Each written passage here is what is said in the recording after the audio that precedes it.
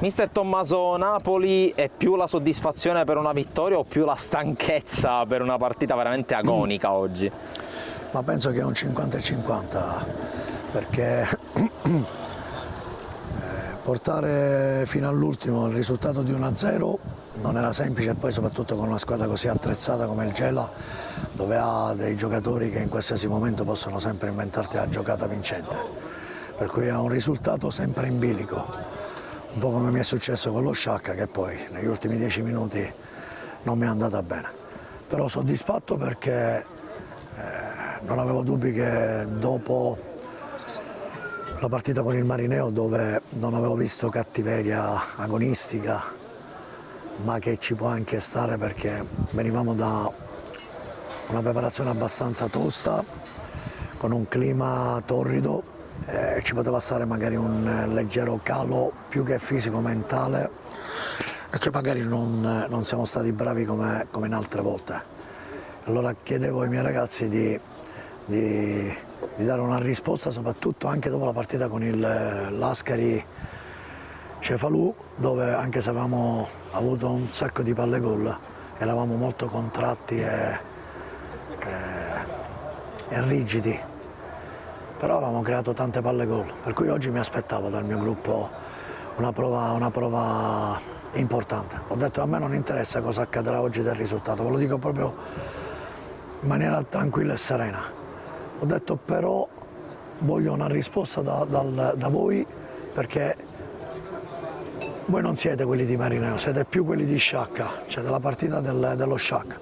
Oggi sono veramente contento e fiero di questi ragazzi, perché tante volte ci arrabbiamo quando magari non c'è quelle prestazioni importanti come chiedo io, però oggi hanno fatto una prestazione veramente importante, e soprattutto negli ultimi 25 minuti più recupero, che erano anche stanchi, perché non ci dimentichiamo che venivamo da 3 partite, con questa era la terza partita in una settimana. Hanno dato il tutto, malgrado erano stanchi, e hanno portato alla fine anche il risultato di 1-0, per cui Ecco, 3 punti di platino. Ecco, si può dire che tra questo risultato importante, e considerando anche il blasone dell'avversario in cui è arrivato e anche qualche volto nuovo già arrivato e in arrivo, si può dire che questo può essere il momento in cui scatta il campionato della Don Carlo? Diciamo che dopo 2 battute d'arresto, i ragazzi che sono arrivati, per cui parlo di Santiago, Sebastian, parlo di Capozzucchi, di Locascio, parlo di Muzzo, che è arrivato ancora, se mi sfugge qualcosa,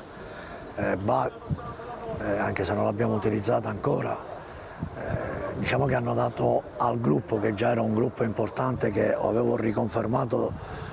dallo scorso anno, per cui non avevo dubbi del mio gruppo, sono venuti a dare un'ulteriore mano ai miei ragazzi che erano dallo scorso anno insieme a me, per cui una ventata anche di entusiasmo, perché ho visto anche negli allenamenti che era cambiato anche il clima